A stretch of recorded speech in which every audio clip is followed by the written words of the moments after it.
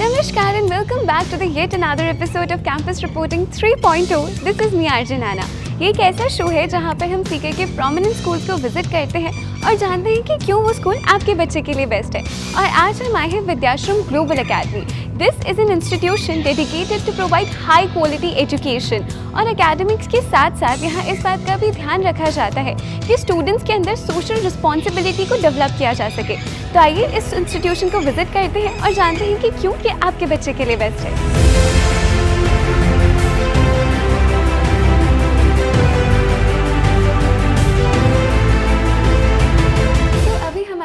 Mrs. Anuradha Pandey, CEO of Vidyashram Global Academy. Thank you so much for joining us today. Hello ma'am.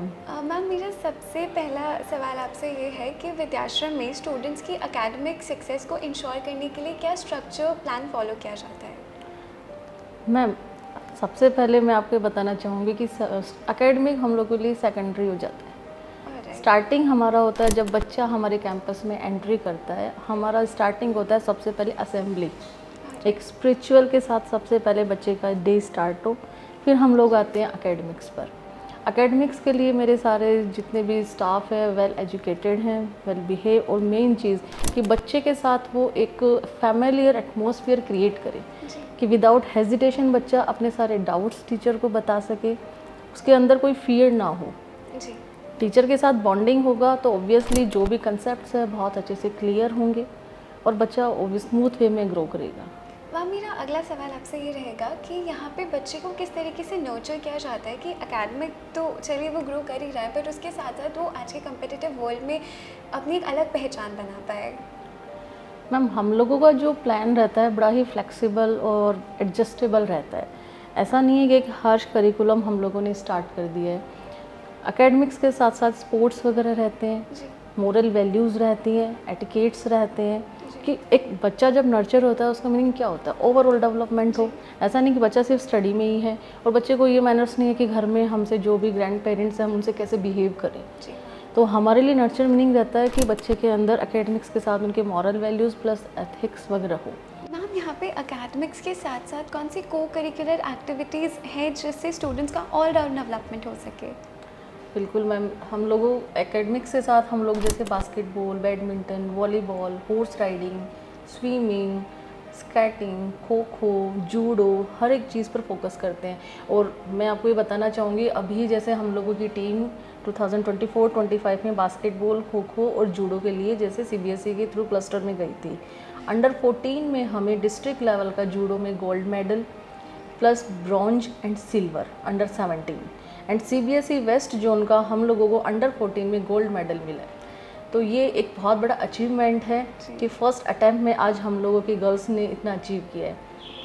Main cheese gold medal के साथ साथ बच्चों की safety, जो हम आज के टाइम बात करते हैं ना, गर्ल्स को इंडिपेंडेंट होना चाहिए, क्योंकि टाइम ऐसा है कि आपको डिफेंस आना चाहिए, सेल्फ डिफेंस एटलीस्ट आना चाहिए। तो ये एक सेल्फ डिफेंस भी है प्लस अचीवमेंट भी है। Congratulations for that. Thank you so much. अभी एडमिशन का टाइम है, आई एम श्योर बहुत सारे पेरेंट्स आपके पास अलग अलग क्वेरीज एंड बिल्कुल एक्सपेक्टेशंस लेकर आते होंगे, तो आप एंड आपकी टीम उसे किस तरीके से मीट करती है? मैम देखिए हमारे सामने जैसे नंबर ऑफ पेरेंट्स आते हैं, सबकी ओपिनियन अलग अलग होती है, सबके एक्सपेक्टेशंस अलग अलग होते हैं। किसी पेरेंट का रहता है कि नहीं हमें तो स्पोर्ट्स में ही बच्चे को डालना है, किसी का सिर्फ एकेडमिक्स चाहिए, किसी को रहता है नहीं बच्चा का एक स्टेज फियर ना है, कहीं भी जाए बच्चा विदाउट हेजिटेशन हो। तो मेरी जो पूरी टीम है अकॉर्डिंग पेरेंट उन लोगों को हैंडल करते हैं, क्योंकि सबसे मेन चीज़ है सेटिस्फेक्शन। ज़रूरी नहीं है कि आज मैं जो चाहती हूँ सेम चीज़ आप भी चाहो। हमारा सबका फील्ड अलग अलग रहता है, हर फील्ड इम्पोर्टेंट रहता है, तो उसके अकॉर्डिंगली ही मेरी टीम पेरेंट को हैंडल करती है, क्योंकि हर एक फील्ड में यहाँ स्कोप है, चाहे एकेडमिक हो नॉन एकेडमिक्स हो।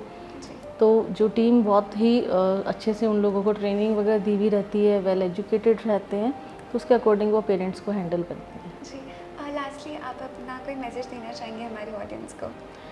हाँ, मैं ये मैसेज देना चाहूँगी, स्पेशली मैं सारे पेरेंट को ये मैसेज देना चाहूँगी कि आप बच्चों पर अपने जो भी विशेज़ है उनको ना आप थोपें। आजकल का मेन जो ये दौर चल रहा है कि 6 ऑनवर्ड बच्चे कोचिंग की तरफ जा रहे हैं। मैं तो ऐसा नहीं है कि आज मैं एक स्कूल मेरे है तो मैं उस बिहाफ से बोल रही हूँ, एज ए पेरेंट भी मेरा ये कंसर्न है कि आप 6 से बच्चों को कोचिंग में मत डालो। हमने भी तो स्कूलिंग की है, पहले तो गुरुकुल चलता था, इतने टफ चीज़ें होती थी, कोई एसी नहीं था, कुछ नहीं था, बच्चे आराम से टीचर के पास बैठ कर पढ़ते थे। तो क्या पहले RS IAS डॉक्टर वगैरह नहीं बनते थे क्या? इवन आजकल के पेरेंट ने स्कूल कम होटल ज़्यादा चाहिए।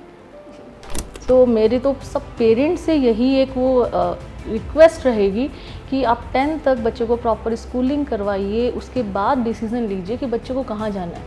6th में सिर्फ अपनी ख्वाहिशें बच्चों पर थोपना है, दैट्स इट। तो बस यही मेरा एक मेन सब पेरेंट्स से रिक्वेस्ट रहेगी। Thank you so much. नमस्ते मैम।